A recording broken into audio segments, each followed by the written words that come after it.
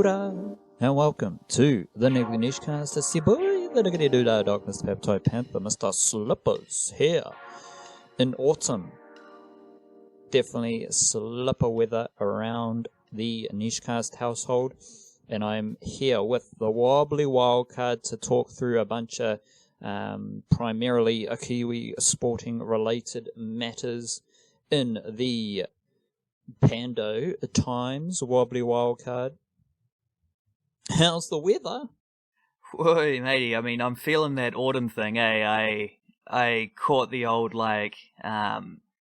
just a couple chills this morning, eh? Got to put the socks on, got a bit of blanket around me at the moment. I'm quite shivering. I should probably have put a jumper on rather than just sitting in a t-shirt, but I mean, I think I'm one of those people who sort of wears that denial early on in the changing of the seasons, and it takes me a little while to get around. I mean, I say that, but I never get around to not wearing jandals if it's like convenient, so maybe not. But yeah, I'm feeling that change in the weather, eh? I think it's coming. It's changing a lot of things these days, isn't it? It is. The best thing about autumn is watching the leaves fall away from the trees. It's a cleansing feeling, seeing all the... Obviously, you don't want to experience leafless trees for 12 months of the year, but there's something beautiful about the way seasons come and go, and one week everything is fairly vibrant. The next week the leaves are piling up on the what are they called, the berms and the front lawns. It's actually kind of like the moment daylight savings hit, the weather turned to shit in Auckland, and every day has been like off and on, rainy, windy. So it's weird how those things align. Yeah, circle of life, amigo. That's the one. It's like you don't like the fact that it's a thing that happens like a quarter of the time. The seasons go one to one to one to one back to the first one again. Is the whole thing. Like, you can't have any of them. You can't have summer for 12 months of the year, can you? Because what's the point of that? You should be living in drought the whole time. But, like, having I guess it's the process, and I guess the changing of it is a process in itself. So, yeah, circle of life. Love it. As far as, like, content consumption over the past week, I have been watching Peaky Blinders. Do you know Peaky Blinders? Oh, I love it. Ooh, I'm not caught up the whole way through. I think I'm 2 seasons back from where they ended up, but I'm not sure. It might be less. I've watched at least 3 seasons of it, and I love that show. I've been meaning to catch up further, but I haven't yet.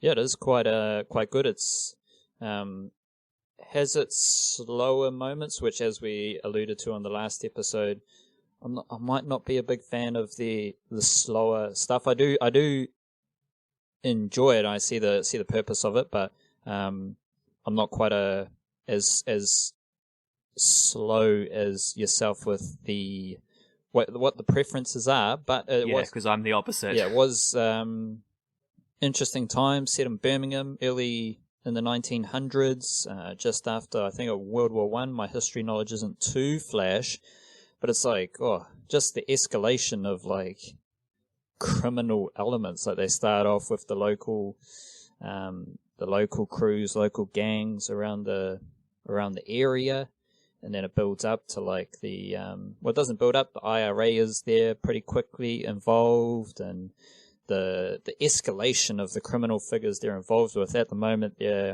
old Thomas Shelby's involved with I don't want to spoil it for you, but he's involved with some Russian activity inside England as well. So shit definitely hit the fan 10-fold when the Russians got involved. But overall, fairly, I like the historical kind of stuff, like, not necessarily period pieces, but I enjoy, because the thing about, like, I remember this thought about Narcos was how everything would have been done in the 1970s and 1980s, where you look around cities these days, you've got surveillance cameras everywhere, So any of your movements can be tracked if you're in a city, let alone like going into stores, like let alone just out on the street. Like there's surveillance cameras everywhere in bigger cities, so it's hard to conduct yourself in that fashion.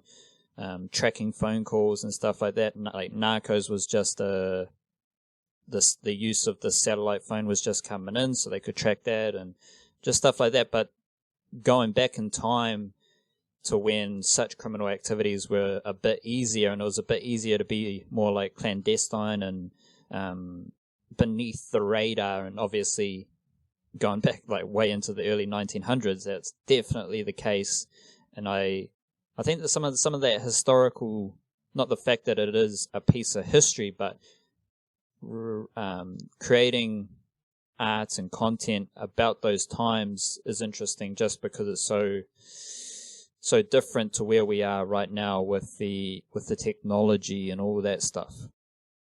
Well, even like season 1 of The Wire, which I finished up a couple of days ago, like for most of that first season, the Barksdale crew were using pages. Like that's how they get their messages across from like person to person. That's how they start. They're using pages, and then once you get a beeper on your pager, it's coded, and then you got to go use that number to call the whoever you're being told to call through a just like a sidewalk payphone, and then that's why it's called The Wire. They tap the payphones, etc., building a big old case of that. But like, none of that is possible even now. Just like not even 20 years later, like the pages, no one's even heard of pages anymore. Like you couldn't find one if you wanted one. You couldn't like I think later on they move on to like burner phones and cheap like flip cell phones or whatever, which is coming in a little bit more to the technology I remember growing up with. But it's first of all crazy how quickly things change and how like rapidly things fall so completely out of the time that it's not even like known anymore.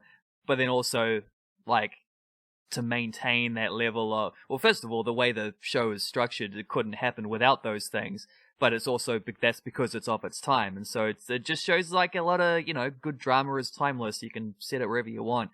The Peaky Blinders thing is real specifically post-war as well, eh? Like that's the landscape that they're allowed to thrive in, is because the country's in this kind of like rotten place coming out of the war, trying to rebuild.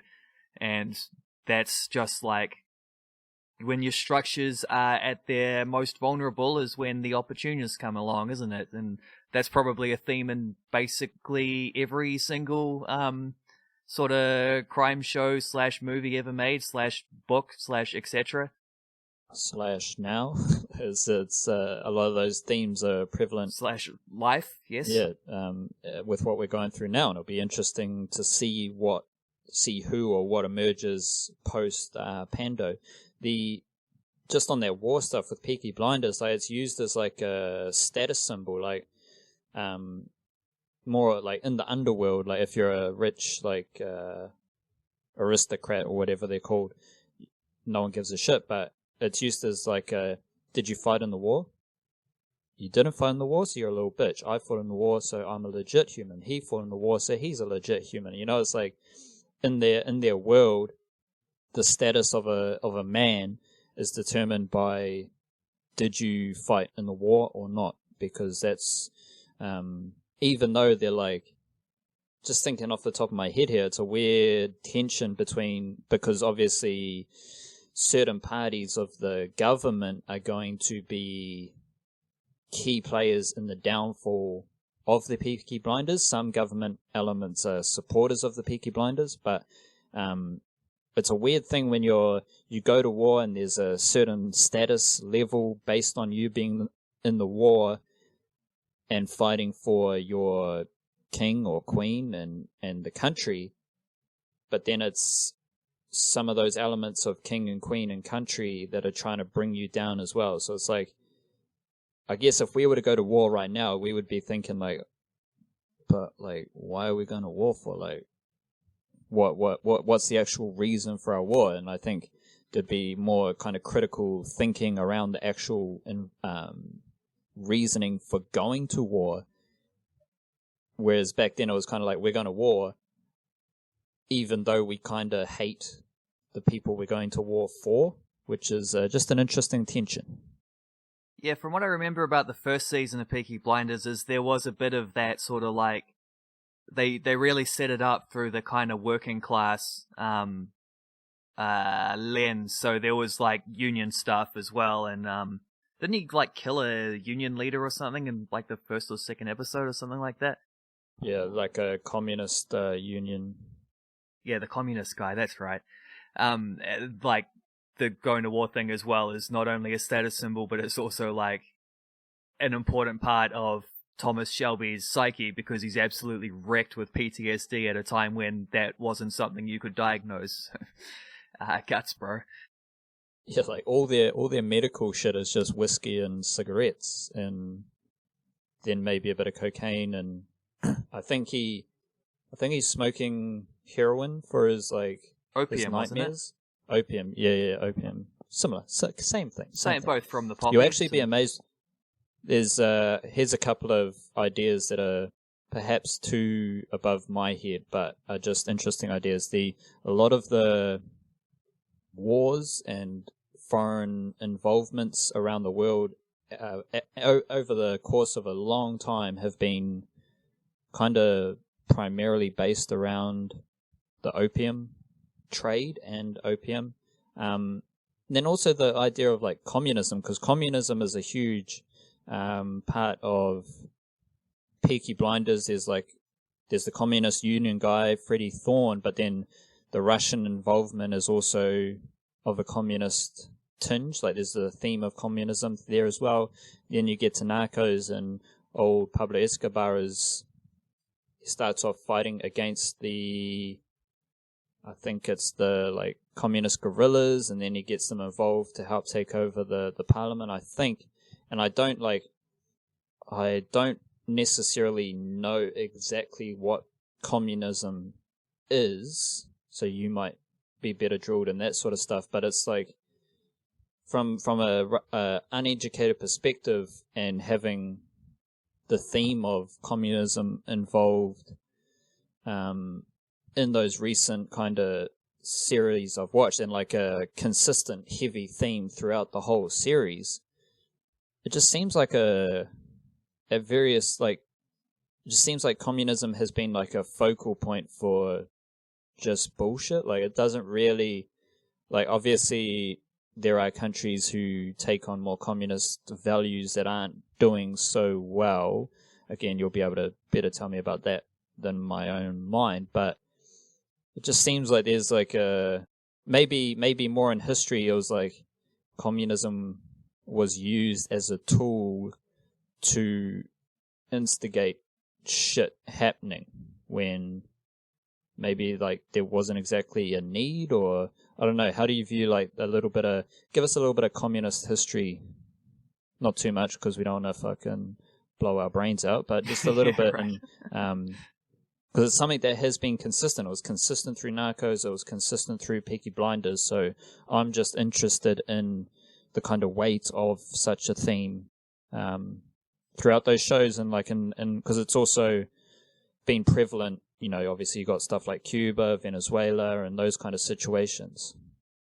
Yeah, I mean, I think for one thing, it's an easy target because it's been something that's sort of drilled in for years and years and years. And one sort of aspect of history that I'm always kind of interested in is like the Hollywood blacklist kind of era, where you had there was a guy called Senator McCarthy, and he was going out there just like absolutely grilling people to find where the Reds are. Where are these dirty commies that are infiltrating Hollywood and spreading their evil themes and stuff like that? And when you look back on it with hindsight, like, because when you, knowing just growing up around cultures of people like films and books and telling you that the communists are the bad guys kind of thing, makes that kind of make more sense. And then you like dig into it and you realized what an absolute like witch hunt it was. Because what it was really is post World War II, America moved quickly into like feud with Russia at a time when Russia was a communist state. So it was like, well, if you're a commie, you're a Russian, you're working for them sort of thing. It was just another way of, same as the whole like, why would we send our countries to war in the modern era when we have like critical thinking and we're not just listening to whatever the government has to tell us, sort of thing. Like, similar to that, it's one of those, this is all like 1984 stuff actually, George Orwell. Like, how do you get people to be on side with a regime? Is you give them a common enemy, because nothing rallies people more than a common enemy. And so it's just one of those making them the enemy. I mean, I think first thing to note is that communism and socialism are not the same thing. Communism is more like the extreme end of it, and I think, like, I don't know, in my mind, and I am a bit of a dirty hippie when it comes to these kind of things, so I probably got more of an extreme view than most people, but, like, I think, and the other thing with Peaky Blinders as well that I should mention is that's, like, Karl Marx era, isn't it? Like, around that early 20th century is about the time when he was working, so those ideas were new and fresh and untainted at that time as well, which is another interesting historical idea. But I mean, in theory, communism is just that everyone would share everything rather than like whatever would be the what do you call them, like the resources, the infrastructures would be like centrally owned, so the government controls all those things and then just dishes out food and clothes and all these things so that everything's fair and everyone has an equal thing. In theory, that sounds nice. In practice, it's disastrous because two reasons. One, I think people just don't like fitting in. People want to fit into a crowd until they fit into a crowd, and then they don't want to fit into the crowd anymore.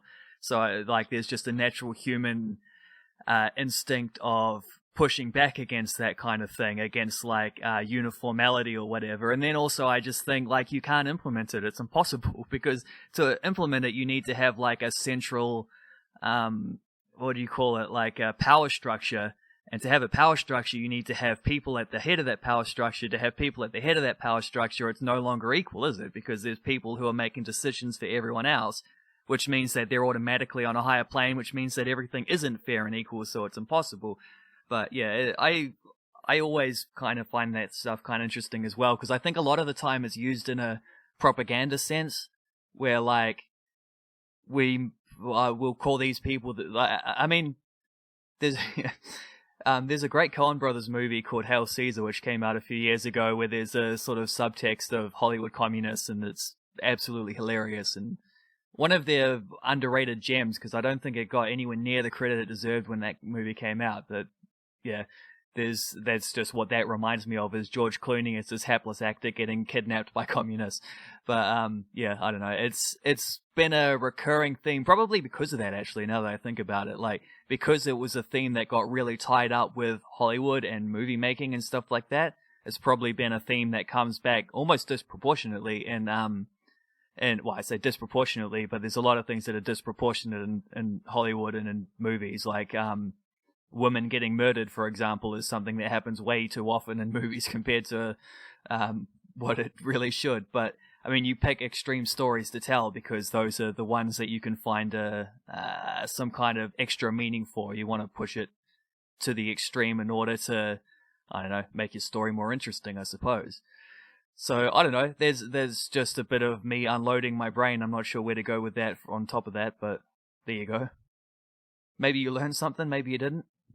Yeah, I just, so communism and socialism are two peas in a pod. One, like, they're quite similar, but they're also quite different. Is that correct? They're on the same side of the spectrum. They're not, like, I think socialism is more like, you could call that the overarching thing, and communism is like an extreme version of that. But I can't think of a good example off the top of my head because I'm not good at thinking of examples. No, it's good. But yeah, it's good. Because I'm just thinking like a country like Venezuela, which is top of my mind. It's like I think it goes back to what you said. There's a fine line between like everyone sharing amongst each other, but there's someone at the head of that who usually benefits an extraordinary amount, rife for corruption, and they have an extraordinary amount of power, which to view it in a historical concept, it's not good for anyone, because then you're talking less about like, it becomes less about this thing and it becomes more about a dictatorship, which is a completely different thing, but it's just too easy to slip into that, I think.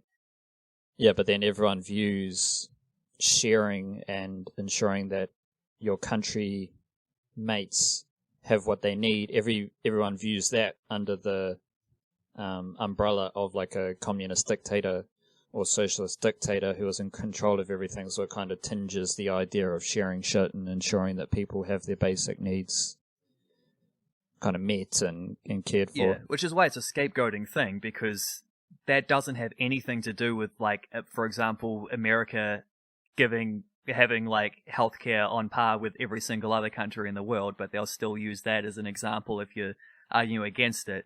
The thing they always say in, I think it might be a Karl Marxism, but they remember it from that Hail Caesar movie, is who benefits. So look at where the money goes and ask yourself who benefits from this. And it's almost always the powerful people, one way or another. Like, all these things are just another, you know, at the end of The Wizard of Oz, when you realize, like, the great powerful Oz guy is just a fella pulling levers behind a curtain. Spoiler alert. It's kind of like that, like, pull back the curtain and it's just a bunch of rich people trying to find out a way to stay richer. Whatever system they use, whatever way they implement it, it's all generally coming back to the exact same cause and effect. Roger Dodger. Good bit of information there to start the niche cast. One of the things that I've been thinking about is a lot of attention and focus. I don't necessarily want to say news, because none of it is really news, around the NRL and their possible return and just how all that's unfolding. And I've been thinking about this the last few days, because here in New Zealand, it seems like the NRL is leading the mainstream media's news cycle.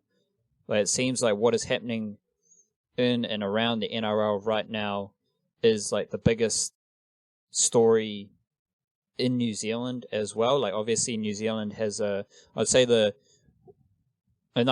this because quite often in the mainstream media, which is like the mainstream media websites, the mainstream media radio, the mainstream media TV stuff as well, it's the NRL that is like kind of comes before the rugby news, or it's in a greater role of prominence over other sports news. And the reason I'm interested in this is because it's ahead of the rugby news, and there's no shortage of, like, obviously there's a shortage of sports news at the moment, but I think the rugby situation is far more interesting for New Zealanders. And I say that because I'm actually amazed at how this has happened.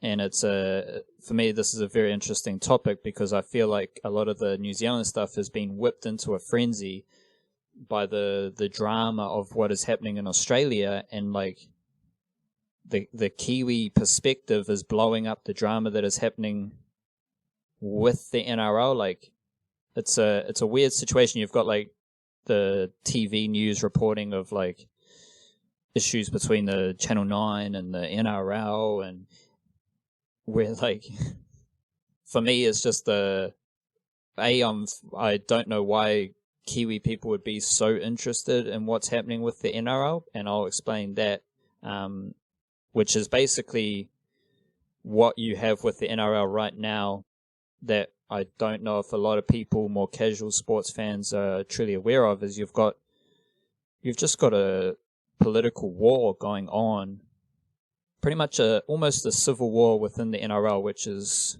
kind of on topic with various wars that we've discussed in this episode. But you've got this war going on. Obviously, these involve Australians. So coming from New Zealand, I just find all these Australians a bit weird, and they're very dramatic, and they don't have that wholesome, down to earth, just straight up and down, no playing around, no bullshit kind of style that us Kiwis have.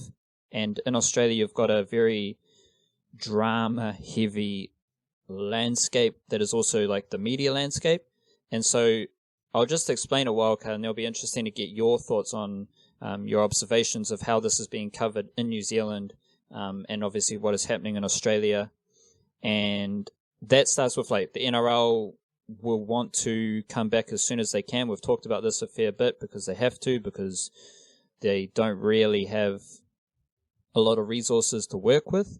I am not so optimistic that we'll see much NRL footy this year, but there is a desperation that does lead me to believe there will be some NRL football. But like, so in New Zealand, you're getting the reports of like, oh, this date has been set. Oh, this date has been set. The NRL is going to come back on this date. Well, for starters, let's just cross that bridge when we get to it. Like, it seems there's like any time any sport is like looking to come back on this date or that date, it's reported as if that's like set in concrete, when this whole thing that we've been through over the last 2 to 3 months almost is extremely fluid. Everything's changing at a rapid rate of knots. But what you have in Australia is you've got, and this flows into New Zealand, because you've got Channel 9, which are one of the broadcasters, and they have a weird broadcasting agreement with the NRL where they can, I think it's called simulcast. So the games that Channel 9 broadcast free to air in Australia are also broadcast on Fox Sports. Fox Sports has all the rights to every game, but then some games are broadcast on Fox and at the same time broadcast free to air on Channel 9. So Channel 9 and Fox Sports are the two major broadcast players involved, and the NRL, I think this is a case of them being far less in control and more at the mercy of whichever broadcast partner they have greater favor towards, and that favor is completely dependent on money. So whoever's paying them the most money, they're going to be more favorable to them.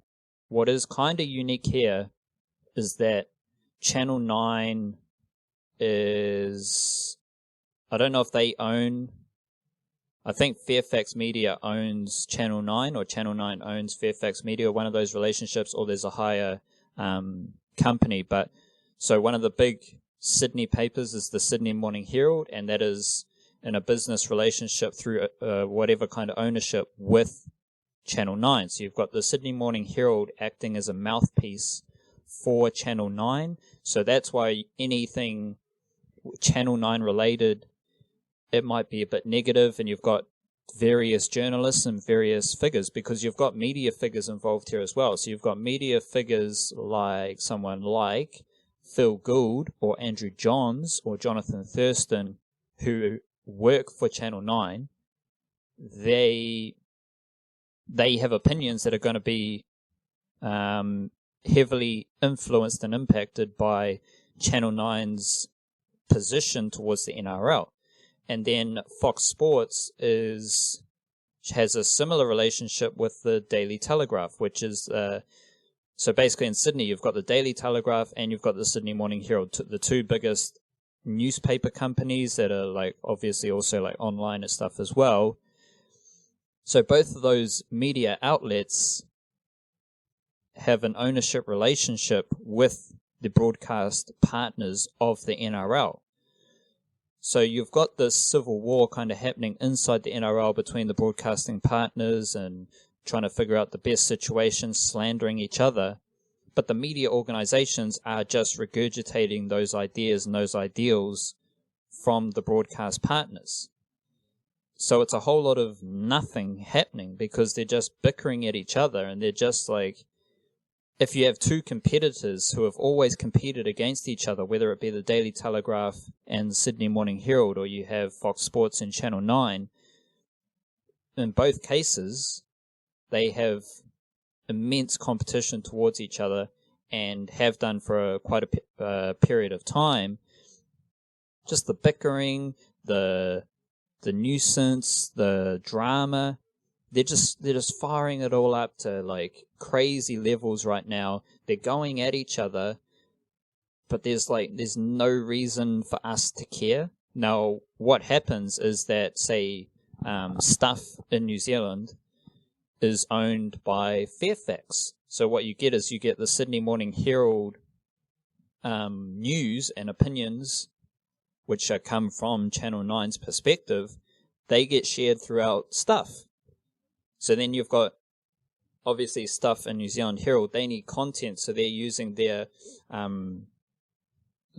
get behind the curtain here a little bit, like, everything you see on New Zealand Herald or Stuff isn't written by them. They have relationships with other organizations around the world, and they use that content to help keep a steady rotation of their own content. So a lot of Stuff's content comes straight from Fairfax organizations in Australia.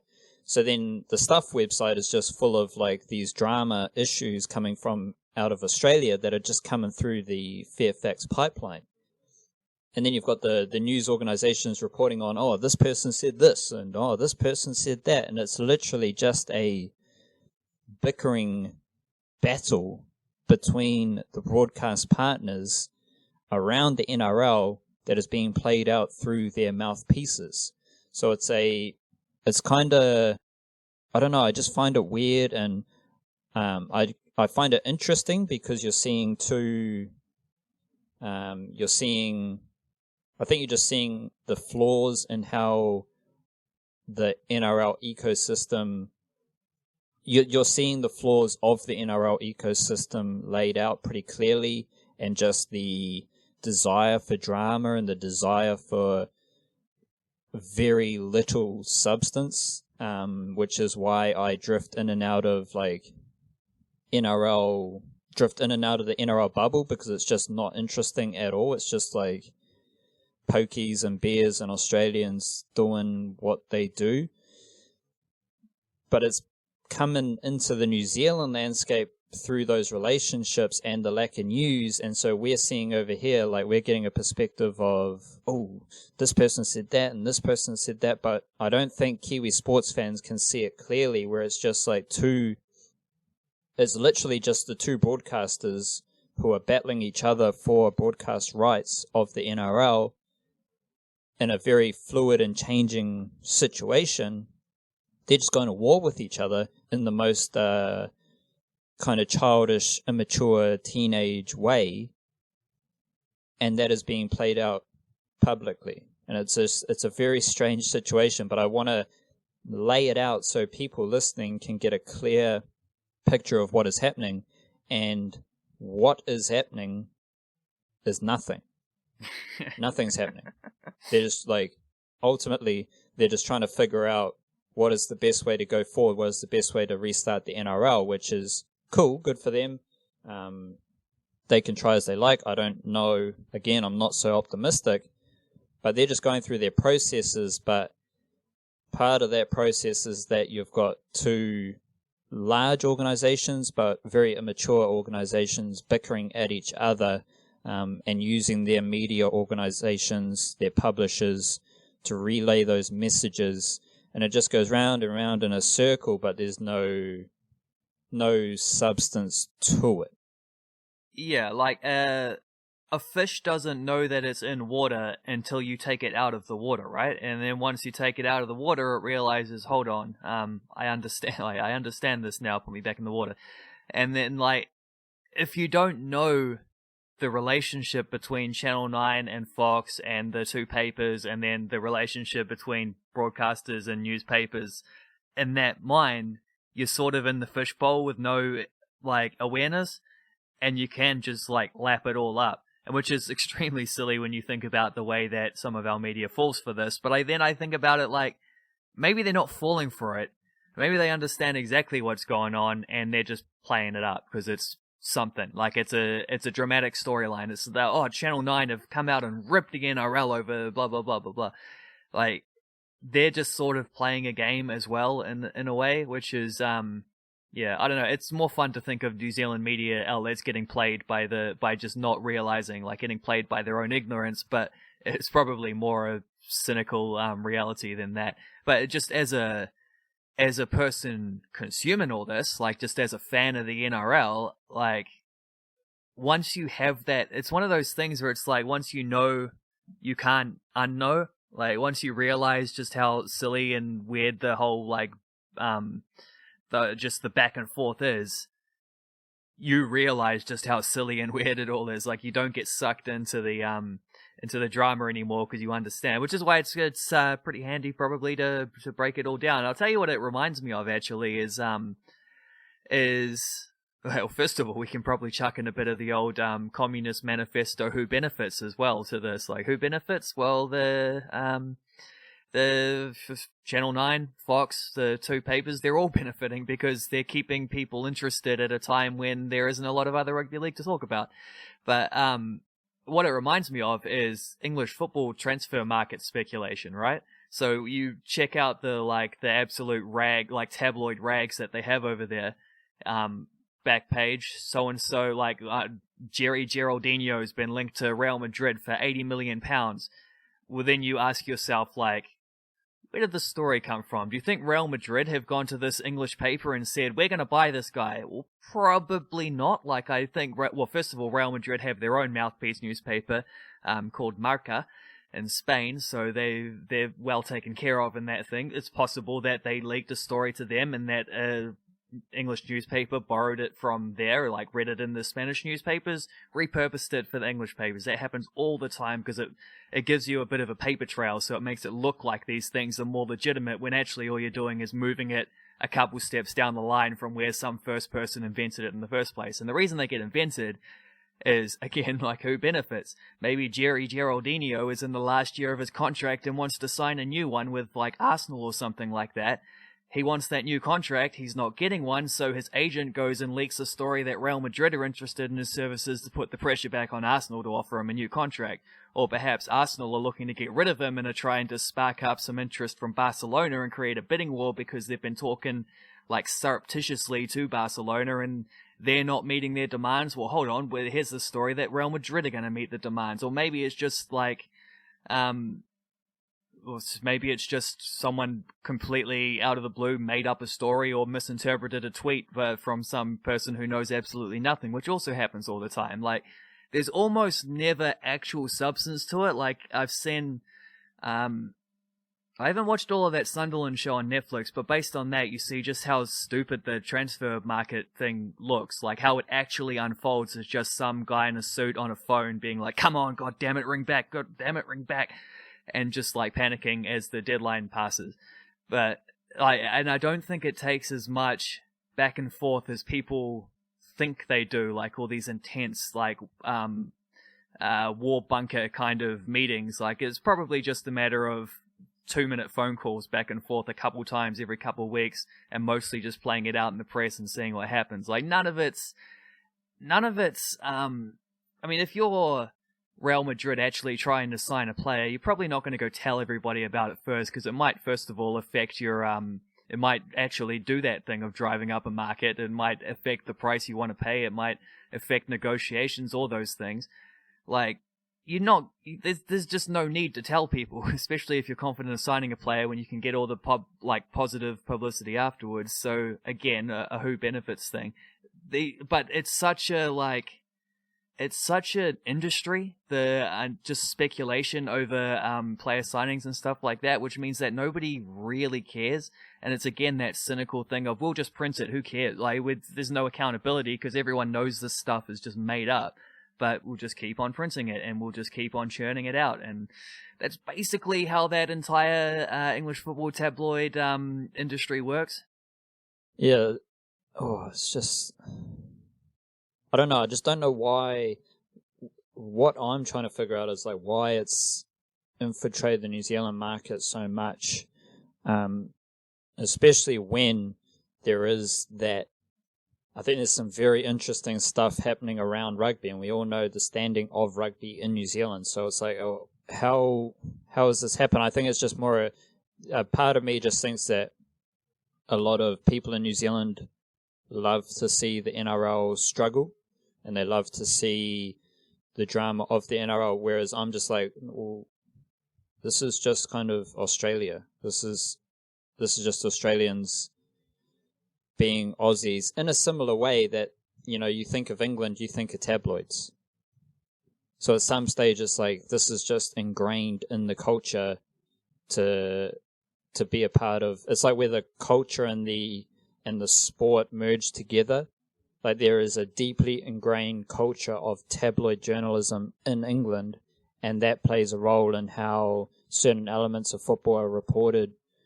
And I think there's a certain culture in Australia. I don't know what it is. Like, to me, it's just Aussies being Aussies, but I got to be more specific and say something like they're just dangerous people. Dangerous in the sense that they always want to be in a battle. They always want to be like confrontational. They always want to be like feeling a little bit of danger. I think that's something to do with the Australian psyche and how that culture intersects the sporting realm that they're in as well. I don't know. Yeah, well, that's almost getting into like Aussie cricket terms as well, and how they will because they're always the instigators of the sledging stuff, they're notorious sledgers, sure, and sometimes it's funny and played up for the cameras, and sometimes it's kind of ruthless. But all those stories about like classic sledgers tend to come with an Australian starting it, and it's just another way, I suppose, of like making enemies, but making enemies in a different, because that's also like why their cricket team's so bloody good, is because they don't have off days, really. Like, they're always motivated, and they find ways to motivate themselves through things like that. And yeah, I don't know, I guess it is just because Australia is another one of those countries where like a politician wants to be like, in fact, their bloody prime minister right now is the exact perfect example of this. He wants to be like seen as a people of the person, a person of the people, and so he like chucks on a Sharks cap and goes down to an NRL game and watches his beloved Cronulla Sharks. Like, it's I don't know, it's such a thing. Like, the Aussie culture is actually in a similar way to like American patriotism, almost, like not to the same level, because American patriotism is way more corrupt than that, but just that good old fashioned Aussie bloke kind of thing. Like, it's I don't know, it's such a touchstone that it's probably like infiltrated a lot of these other areas of their culture, and it's no different here as well. Like, we have our ideals that we see represented in the All Blacks brand, for example, because it's like they've done this on purpose, put it up like a mirror looking back at us so we can see the things that we respect most about ourselves reflected back at us through the All Blacks, in a way of like slamming home that relationship. Like, we're exactly the same. It's just that it's easier to see when you're outside that fishbowl, I suppose. Rightio, you wrote about Joseph Parker and how his agenda and schedule might look moving forward. Joseph Parker's been incredibly busy, kind of serving up some lovely little bits and pieces during the Pando, but less about Joseph Parker winning the content battle of the Pando, which I think like there's a lot of different personalities and not necessarily like celebrity types, but it is an opportunity for the athletes and artists to just get into making some cool content and boost their profile. So that's what Joseph Parker's been doing. Good for him, getting a bit funky. So less about him winning the Pando and more about what Joseph Parker's career moving forward might look like, and why you found a bit of intrigue in Joseph Parker at this stage during the Pando and in 2020. Yeah, well, I mean, I do actually have some thoughts on him winning the lockdown kind of thing, and that not so much about just the videos, because the videos are cool. It's all that you just said. It's like, it's lovely little content, keeping people nice and chuffed, but I think it's also an interesting kind of rebranding for Parker at a time when his career is getting a bit of an interesting rebranding. Like, because how often have you seen him leading into a fight where he's just sitting there trying to be the tough guy, like, yeah, I'm gonna knock him out, I'm gonna drop him, I know, like, I got the power, I know I can take this guy, I'm gonna knock him out in the third round, whatever. Like, it's just the kind, and you it almost looks like one of those hostage videos where he's got like a guy behind the camera with a gun to his head kind of thing, telling him, you have to say these things because this is what people do in boxing. They say these kind of things. And it's never felt natural for him.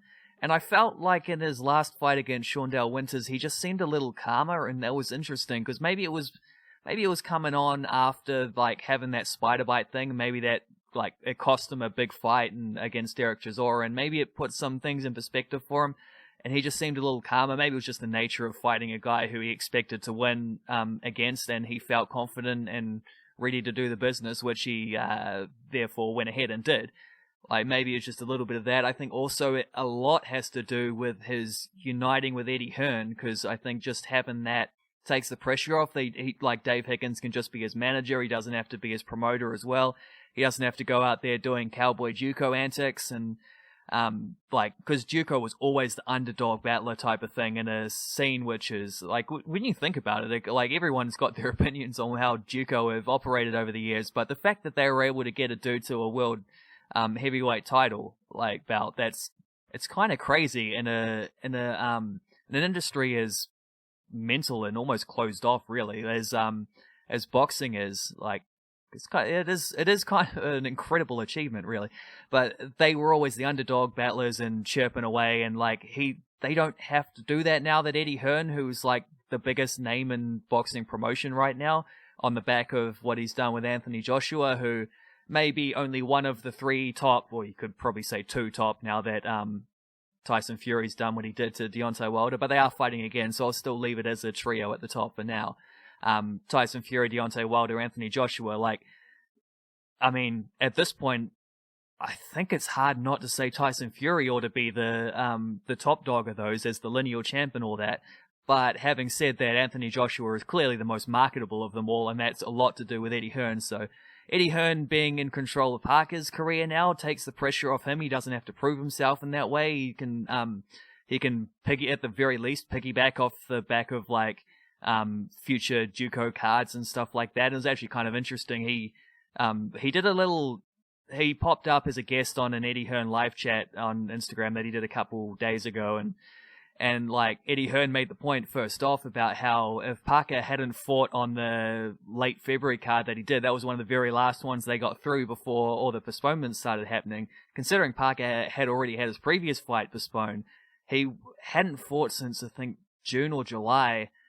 He would be looking at something close to, well, probably more than an entire 12-month period, probably up to something like 14 months in between fights otherwise, if he hadn't snuck that one in just under the bell. So a bit of a relief there. And then Hearn went on to say a bunch of stuff about how after this pandemic stuff is all sorted and we start to get back to regular things, like all these sports are going to be starting up at once.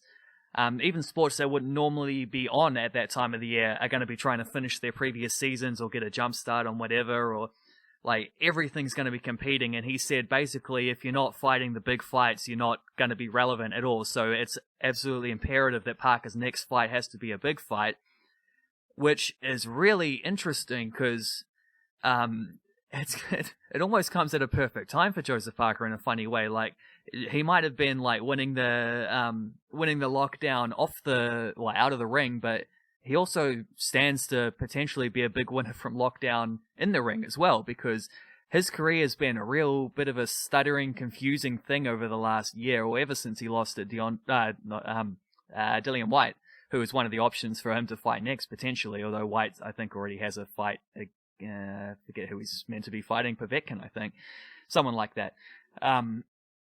So Parker has just had this extended kind of lull in his career almost, but now everything's just ramping up at speed afterwards, and he's going to be pushed straight into a big fight, which you would have hoped he could. Well, he should have had it last time anyway if he had fought Chisora, if he hadn't been bitten by a spider. And it sort of it gives him just a shot of momentum at a time where he has been lacking that in his career, and it also takes away in a funny way. A lot of people have had fights postponed that they would have otherwise had.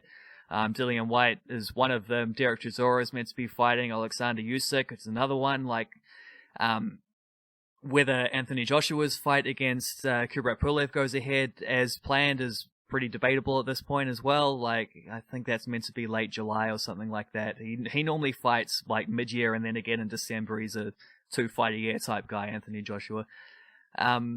So like all these other fighters are having these big disruptions, whereas Joseph Parker managed to sneak in that sort of keep busy fight just before the bell win, and now is going to be like just swept up in this tidal wave of everything coming back in all of a hurry, and he's caught up with everyone else if that happens. Like it's a funny way that he's sort of like made up for all that lost time that he had in 2019 all of a sudden. It's just it's a nice, I mean, we always try to look for the positive angles from these things, but Joseph Parker is a guy who in a number of ways is having a pretty good lockdown, to be honest. I just found something, because obviously you're all over Joseph Parker, and I love myself some Junior Fa, to Polynesian Kiwis, among the best heavyweight boxers in the world, both from South Auckland as well. I just googled Junior Fa's name, and a little story popped up. Do you know a guy, Frank Sanchez? Yeah, because I read the same story in writing about this Joseph Parker thing. Because the Junior Fa matchup is one that's been talked about a lot, and Eddie Hearn pretty much poured cold water on it. But I can come back to that in a sec. Yeah, I have heard of. He's a Cuban guy. He's a bit of an up and coming heavyweight who is fancying himself to rise up the ranks, and I think he's ranked in the top 15 for the WB, one of them. Whichever one it is that Junior Fa is ranked 6th, or is it? I think he's 6th and Joseph Parker's 10th or something like that. They're both ranked, but it's the one bout where they're both ranked. And yeah, this fella is eyeing up Junior Fa as one of his possible next fights, right? Yeah, it says that, so Joshua's got a challenger, that Alexander Usyk. But the promoter for Frank Sanchez is saying that Joshua might bypass Usyk, vacate the WBA title, and that's when Junior Fa might come into the mix to the context of that is Joshua has, what does he have, 2 or 3 belts? I can't remember, but one of them is the IBF, which he's got a mandatory coming up against Kubrat Pulev. That's why he's fighting that fight. So because he's fighting that, it means it might come to the thing where the other bout says, hold on a second, you've got a mandatory challenger here too who you're ignoring, so therefore, we're going to tell you either put up or shut up and we'll take the bout off you. And that could mean a vacated bout, which could mean, that's an option for someone like Junior Fa, but also Joseph Parker as well, because he's also ranked by that organization. So do you have any forecasting thoughts on how 2020 might end up looking for Joseph Parker? Not necessarily predictions, but they are kind of predictions. How do you see this playing out? Assuming we get to some sort of normalcy, a safe marker might be July or August. What's on the menu for Parker in simple terms, and how do you see him attacking the back end of 2020? Well, I've thought about this over the last 24 hours a lot from Parker and Fa's perspective, the both of them. Because I think, despite the obvious interest it would have in New Zealand, and Eddie Hearn said this as well, he couldn't even remember Junior Fa's name at the time, but he said that would be a fight that would have a lot of interest in New Zealand, but not really anywhere else.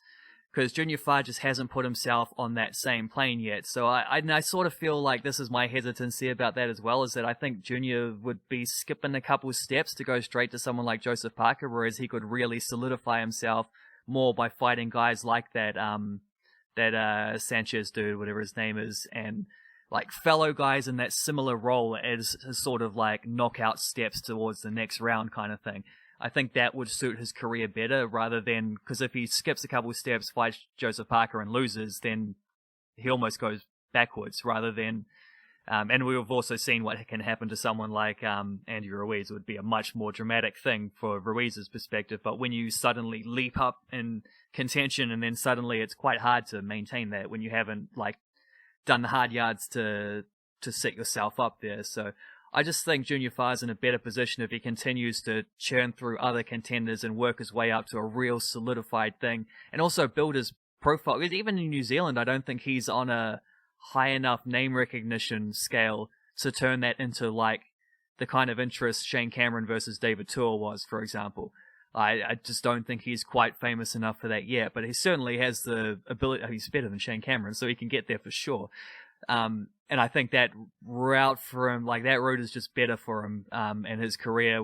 And I think also, like, I mean, Eddie Hearn suggested that if they did a fight like that, it would be interesting for him for one perspective, which is that he could really like push the matchroom thing in New Zealand and Australia and kind of like bring out a matchroom sports arm down this side of the world. But I don't really know that 2020 is going to be the time for expanding business enterprises like that. So that's probably another reason to put that on the back burner.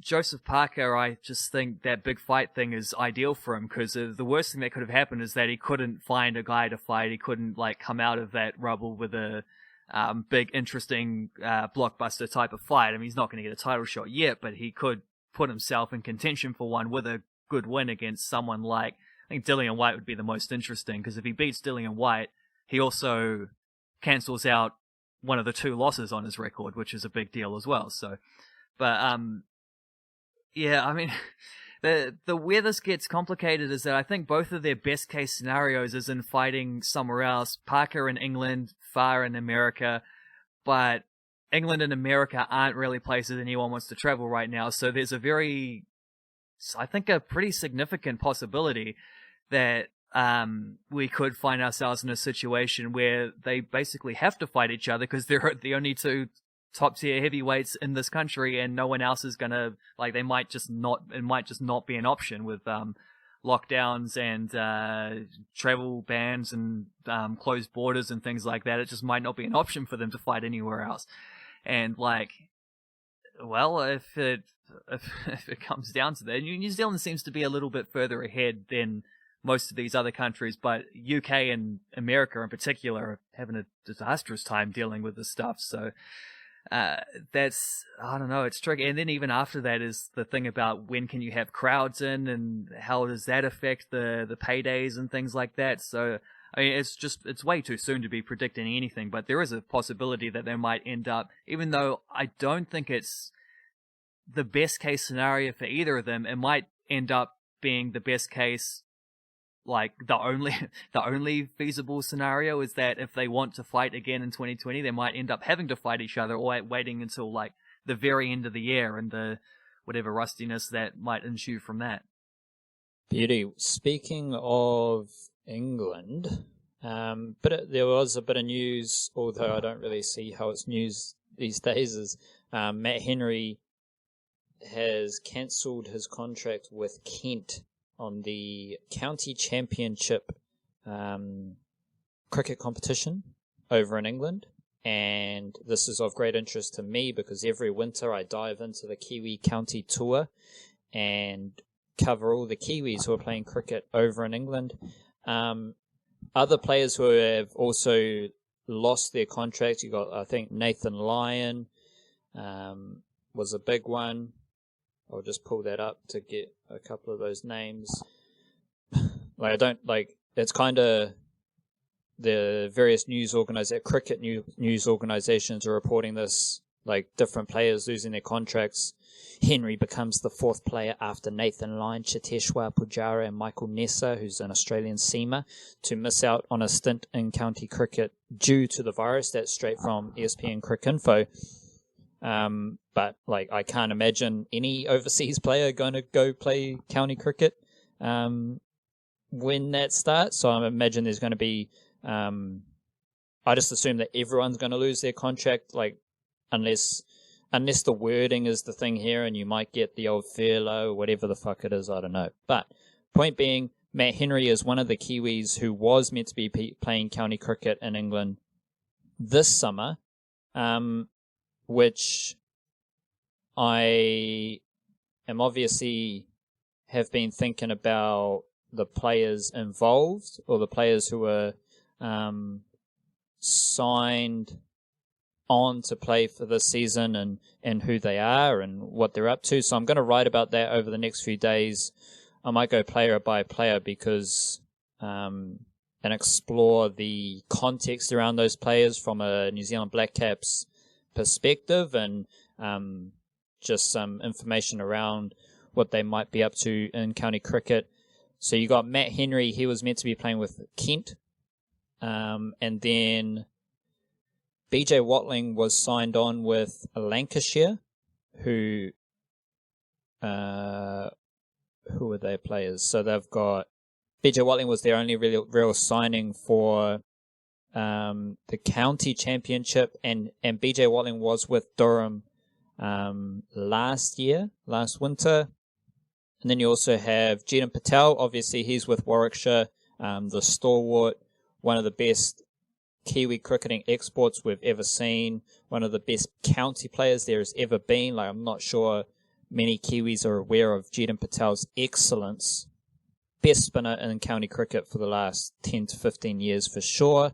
And then Hamish Rutherford was meant to be joining Worcestershire. So from my perspective as someone who writes about Kiwi cricket, all of those dudes have something a little bit interesting to them. Like Hamish Rutherford's looking for a Black Caps resurgence. Obviously, Matt Henry dropped out of the top tier kind of Black Caps bowling mix at some stage this summer. So he would have been looking to jack up plenty of wickets, as he has done with Kent in the past. BJ Watling did fall out a bit of form with the Black Caps by the end of the Test summer, and it would have been very interesting to see how he performed in county cricket. So I'm interested in all four of those dudes. Funnily enough, Wildcard, and I don't know how deep I want to go into this little rabbit hole, because I'm like, surely this isn't true.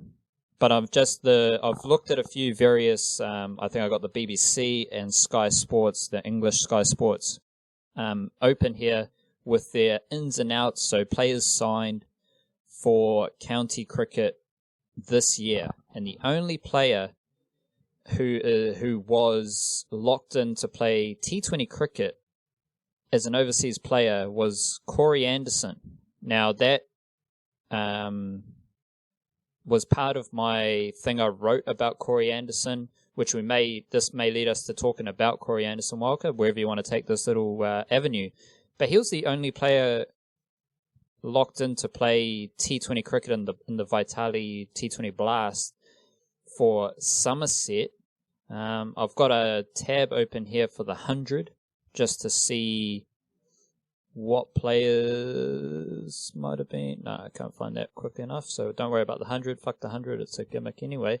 So I'm not sure if there were meant to be other Kiwis playing in the T20 Blast, or if it was just Corey Anderson, because statistics-wise, and my research suggests, Corey Anderson is not among the best T20 players in Aotearoa right now. He does have great pedigree, not enough. Like, I think the thing with, and this was the case with Matt Henry, and reading about his contract being cancelled with Kent, the people from Kent made it clear that Matt Henry is always welcome at Kent. He's got many friends at Kent, and there's this element of county cricket in England where you've got to perform pretty well. If you perform pretty well, if you perform good enough, and you are a good person, so you have good relationships, you're generous with your time and your efforts with that county team,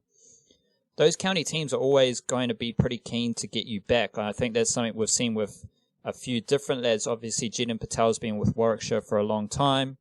You just have to make a good impression and be fairly handy with your runs and wickets, and those opportunities are going to be there for you in the future. So that's like Corey Anderson had played with Somerset a few years ago, and obviously he's got the right relationships. So I believe that that was a factor in him going back to Somerset, as opposed to like a straight up like, we need the best T20 players, who's going available, we'll get them, and them. It's more a case of like, we know Corey Anderson's pretty good at cricket, and we know what to expect from him as a human, and he's a good person. He fits into the Somerset system, so we'll go back to that well. So that's why I think he got signed. But just a bit interesting. Like, obviously, none of these dudes will really, I don't think, play county cricket. Which, just thinking off the top of my head, who needed county cricket the most out of that group? I think it is Matt Henry. I think Matt Henry was the bloke who needed to stack up plenty of wickets in county cricket just to get some confidence back in what he does, moving the ball, swing and seam in English conditions. Goes pretty well for him. And so there's no county cricket for him or those other lads. Where do you want to take that, Wildcard? Yeah, I don't know. I mean, I agree with you about Matt Henry. If anyone was gonna be poised for like a big county season that could put them back into the contention for extended Black Caps opportunities, which you could probably argue he's already had. But I mean, the dude was like, and I assume he probably, I'm trying to think. I mean, because he was a first choice player at the World Cup. Did he? I can't even. It's crazy how quickly these things go out of your brain, eh? Like, did he play the ODIs against India? Was it? He might have been injured, eh? Was that it? This summer? Yeah, the most recent, whenever they last played. I think he was injured after that Test series in Australia. Yeah, that's right. He did his hand. He only played a bit of domestic cricket. Yeah. Yeah. Well, that makes sense. Because I don't think he's out of the mix whatsoever in ODI stuff. He's clearly fallen back and behind, for example, Kyle Jamieson in the Test arena, which is borderline overdue. But for sure, he was a dude who could have been, who could have come in and just had a very good county season and whatever. And it's interesting some of the language about that, about like that Cricinfo thing you read out of people losing their contracts, because it's not real.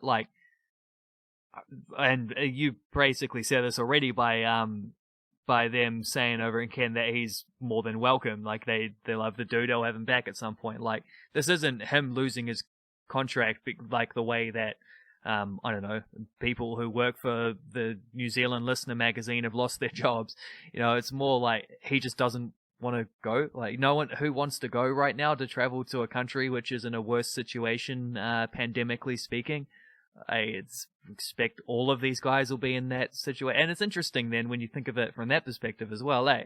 Because a guy who stood to benefit borderline the most from for his career from a stint like that, to then make that decision of and to be one of the leading guys to make that decision of it is an interesting I mean, it's an obvious priority, is that you prioritize your health over your career.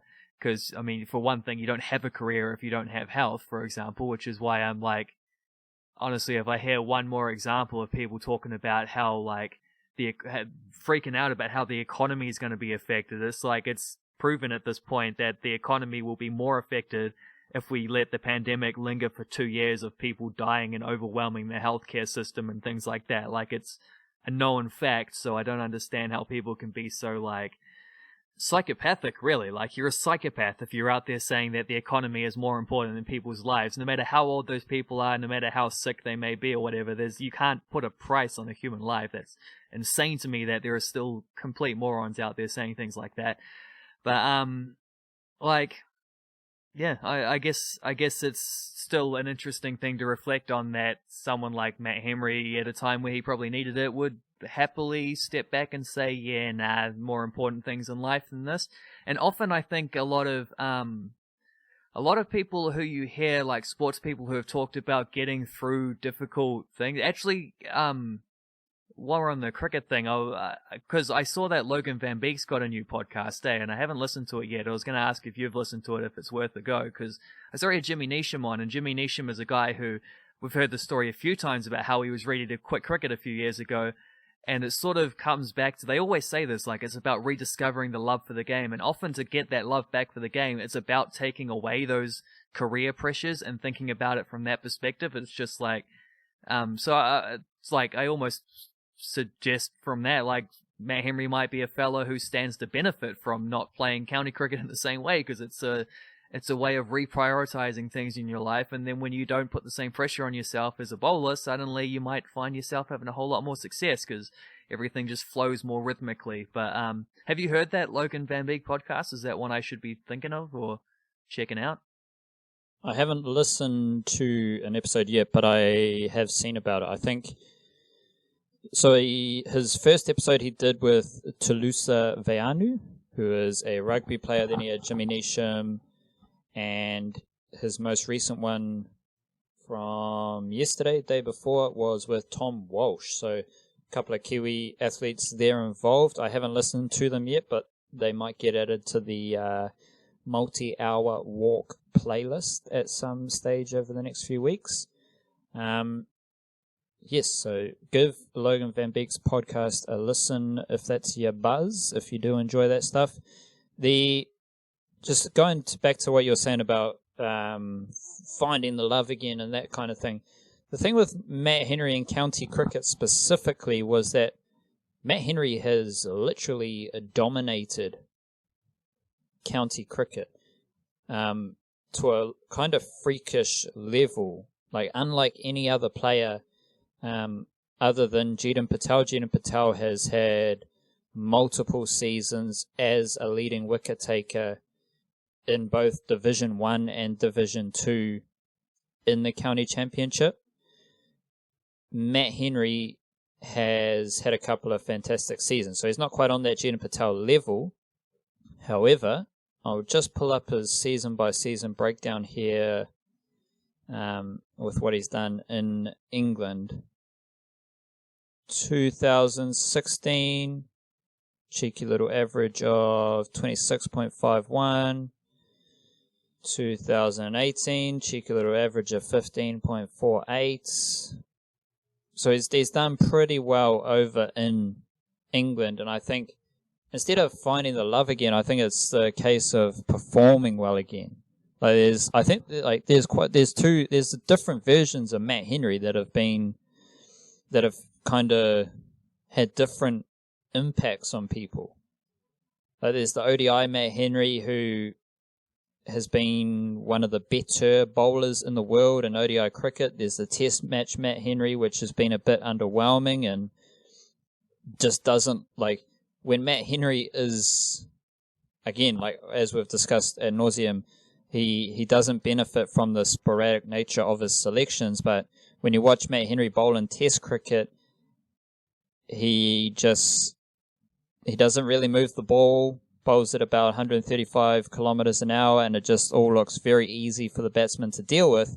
But then you watch Matt Henry bowling in county cricket, and even watch Matt Henry bowl in domestic cricket, and he's swinging and seaming the ball, posing a threat outside off stump and posing a threat at the stumps, which is always a key thing for me with Matt Henry, is he gets a lot of LBWs and a lot of bowls because he does attack the stumps.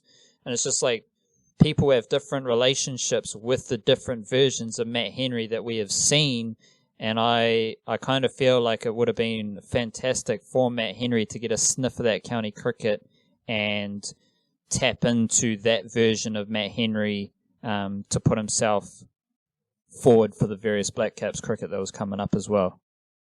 Yeah, I wonder about that, because it's like, I mean, I don't think he's the person who's hit rock bottom mentally or anything like that. It's probably not the best analogy I could have made, but it's just more about like shifting perspectives can sometimes help, that kind of thing. But I mean, yeah, you put it like that, you do really see like a different side of him in different formats and different situations, and I wonder why that is. Like, there's obviously Test match cricket is the highest level you can play at, therefore the most difficult level to succeed at and to succeed like consistently at, which is the most important thing, is to be able to do it consistently. So I guess there's a couple different ways to think about that. Is he maybe just not like a Matthew Sinclairitis kind of thing, where he's too good for everything below this but not quite good enough for this level? Or perhaps it's a matter of the way he's used and the way he's bowled and the because how often does he play? I mean, I can think of two examples where he's played a Test match in Australia and it's gone disastrously, which is clearly not the conditions you want Matt Henry for. Like, it's just not where he's going to thrive, let alone the fact that, particularly this most recent time, we were not thriving as a team around him either. But I wonder how much his role is affected, whereas like he can be the main guy bowling for Canterbury.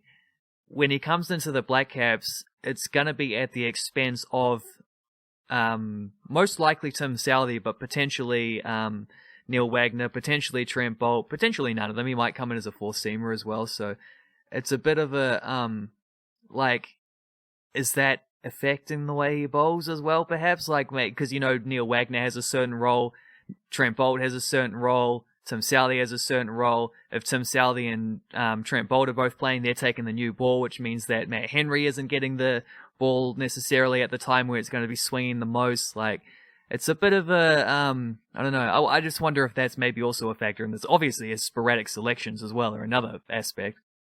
Yeah, I feel like I don't want to talk about Matt Henry too much because we fucking chewed it. Yeah, we'll leave them as rhetorical questions rather than, we're not going to be able to answer that kind of thing anyway. I suspect it's more just the first option anyway. He's a bit of a Matthew Sinclair. Yeah, well, we chewed his ear off over the summer. There was plenty of Matt Henry chat. Yeah, poor guy. Just the different bits and pieces about...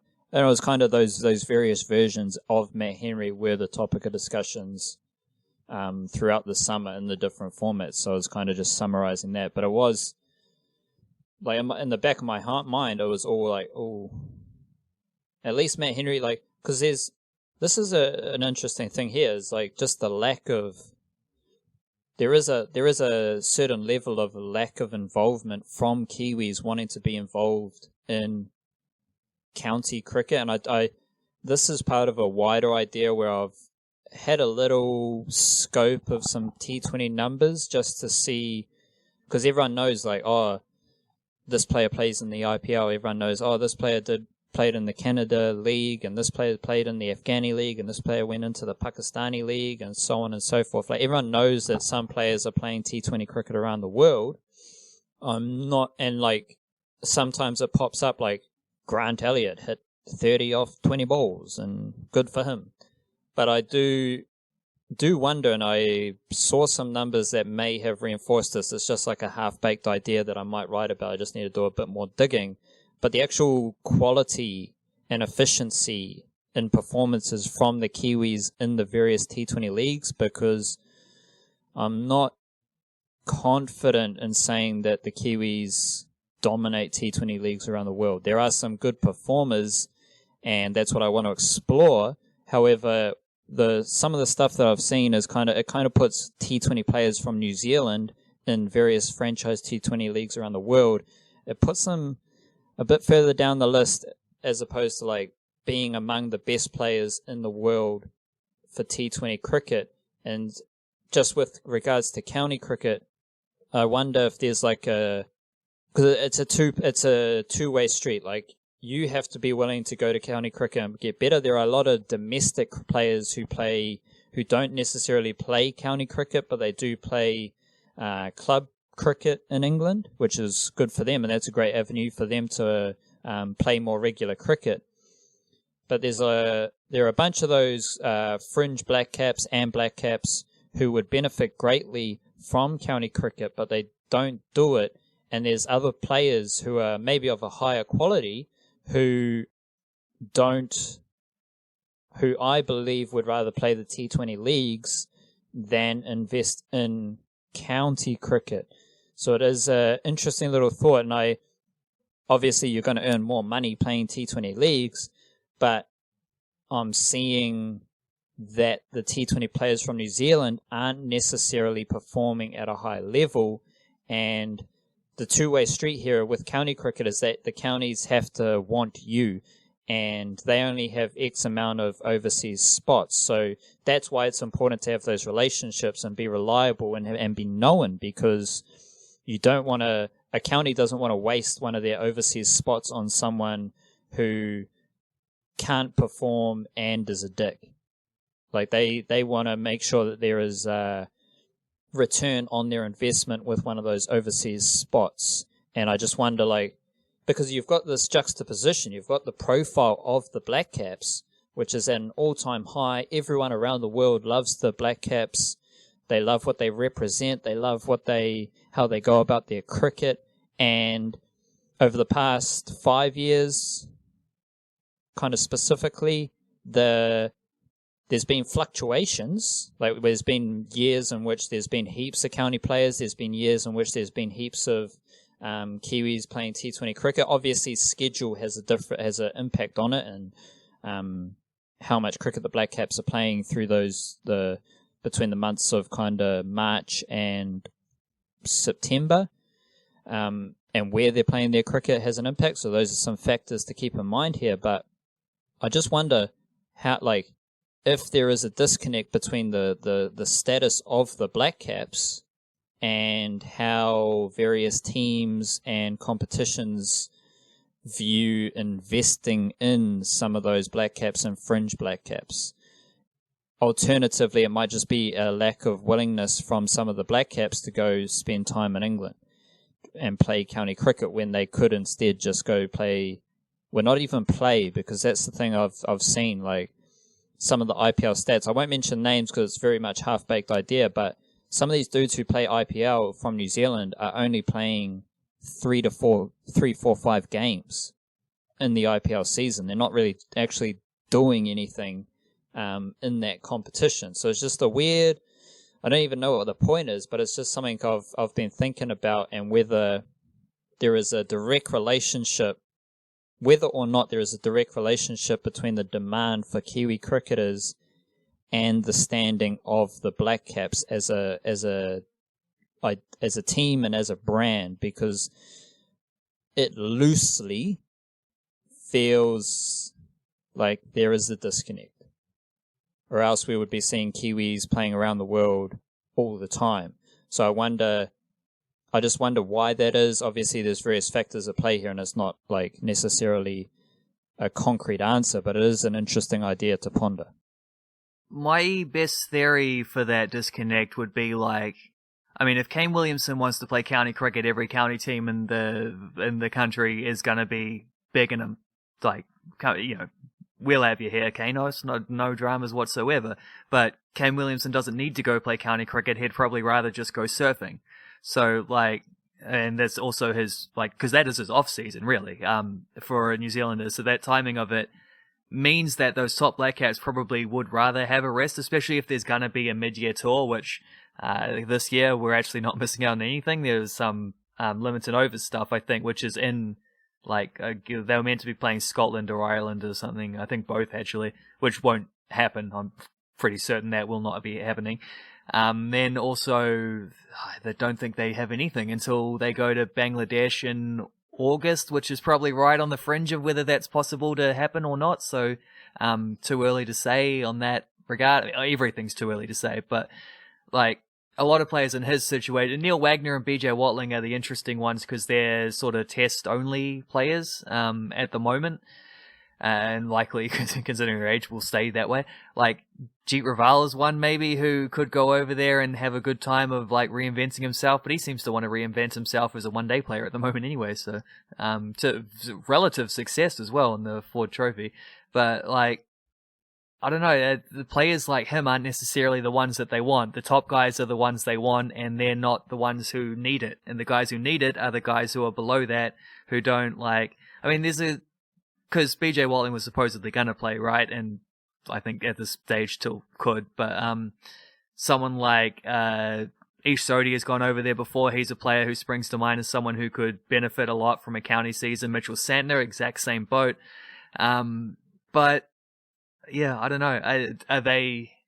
They're probably right on that fringe where they sort of fit enough of the first category and enough of the second category. Like, enough of the in line with what the Black Caps represent to be enticing option for the counties, but also in their state of their careers needing that kind of exposure and just those repetitions in order for it to make sense. But then they're also two guys who would benefit, like the reason they would benefit from county cricket is because their longer form stuff isn't quite on par with their shorter form stuff, which is what they benefit from by being, like, that puts them in contention to play the 2020 stuff around. So it's sort of like I don't know, it almost seems to be one of those things where you just, like, for everything to align is a little bit impossible for the player to be good enough for a county team to want them, but then also, like, at the point of their career where that would help them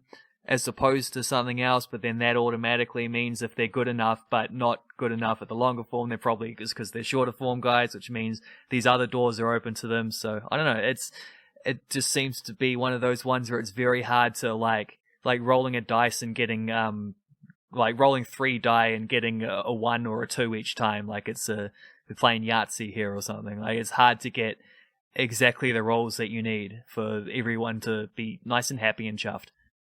It's funny because two of the players who may have played the most county cricket of the straight up Black Caps are Kane Williamson and Ross Taylor. Obviously, though, that's over a longer period of time, but just more recently, like Taylor was with Sussex in 2016 and 17, 2018 he was with Nottinghamshire, and 2019 he was with Middlesex.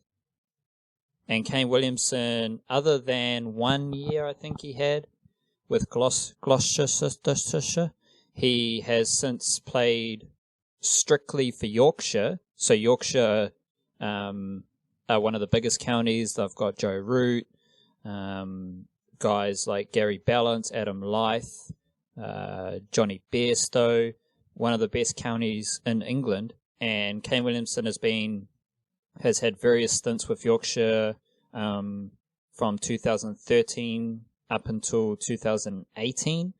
So those two have made the most of county cricket. Like they've actually, when schedules align, and as you said, there's a variety of factors that play there, but when they're able to, they have gone to county cricket and performed with their respective counties. I did think Kane Williamson left Yorkshire halfway through their season in 2018, and then Jeet Raval joined. He was like the replacement, so he's played a bit of county cricket as well. I think there was a purple patch 2017 and 2018 when there were just heaps of dudes playing county cricket, and it was beautiful. And that's where I got real deep into writing about county cricket. Since then, it's kind of been restricted to 3 or 4 lads, and it's just good that there were lads like Matt Henry and Hamish Rutherford who could really benefit, who were willing and able to make that move. And Hamish Rutherford's another one who probably benefits from having the relationship. I think he is with Derbyshire and has been there for a couple of seasons. So it's like he's not necessarily one of the best batsmen in Aotearoa, but he is a very capable first-class batsman, and he must have a good relationship with that county to have that opportunity open to him on a fairly regular basis. Otherwise, if you got anything to add there, Wildcard, we might as well shut this shit off. I think it was out of county cricket that Hamish Rutherford flew to meet the Black Cats when they played in Sri Lanka that time, when he played that one 2020. I'm pretty sure he came back from county, Yeah, I wrote about that because that was very strange. I think, because what also happened, I think Hamish Rutherford left county cricket. He left England to go when the Black Caps were playing that little 3-match series prior to the World Cup in Australia. Yeah, right. That was the series in which Will Young scored a lot of runs. So Hamish Rutherford left county cricket, and I think he batted in 1 game. Then he went back to county cricket, and then he left county cricket to go play, I think it was 1 game, 1 T20 in Sri Lanka, and then I think he went back to county cricket. So he was like, I kind of think he just got fucked over. And like, if I was him, I would have been like, fuck you, so I'm just staying in England playing county cricket. Like, what do you want me to do here? But when the nation calls, he answered. Yeah, for king and country. And then the year before that, 2018, when you said there was a bit of a peak of guys, I'm pretty sure that was the year that they didn't have a single, like, winter tour, right?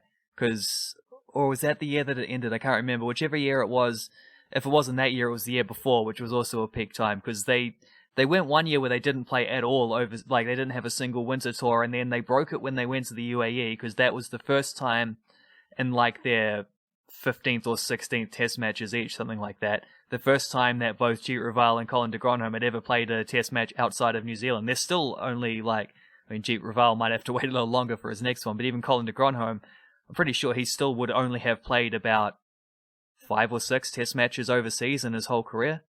Pretty sure it's just UAE and Australia. Maybe the Sri Lankan tests. He might have played a test in Sri Lanka, and I don't think he played. If he did, I think he might have only played one, and he played all the games in Aussie, didn't he? So there's at least that. I'm not sure he played all the games in the UAE though. I can't remember. But yeah, it's like count on one hand the amount of tours he's gone on for sure, outside of one-day cricket. It'll be pretty easy for like one of the like some of those dudes, like you're a test cricketer, but you only play tests in New Zealand. Like I'm sure, like through injury or the birth of a child, or you get a drink driving conviction, so you can't play for like you get like a 3-month suspension or whatever. Like I can see a scenario where there's like some group or one Black Caps player who plays like 30 tests and they're all in New Zealand. I'm tempted to look this up now. I might do some research today and see if there are like disparities, like who's got the biggest difference between their performances home and away, who's played the most like home compared to away. Is there anyone who's like, it's for sure there are people who like, you think second spinners who like have played an overwhelming amount of their test matches away rather than at home, because in New Zealand you just never need that second spinner. There'll be a few of those through like Dan Vittori's career when he was a lock selection, so I'm a bit inspired now. Well, definitely do that because I'll be interested, but you got to make sure the number of tests played is high, because there'll be all sorts of dudes who have played like less than 10 tests, and especially like there'll be like the Michael Masons of the world, those type of characters who just played in New Zealand because they were a beautiful Kiwi seamer and got the job done. So I'm sure be very interesting. Let's wait and see what your research tells us. And other than that, we'll wrap this bad boy up. Thank you for listening. Kia kaha. Stay beautiful, stay positive, and be generous with your mind, body, and soul. How about that? Cheer.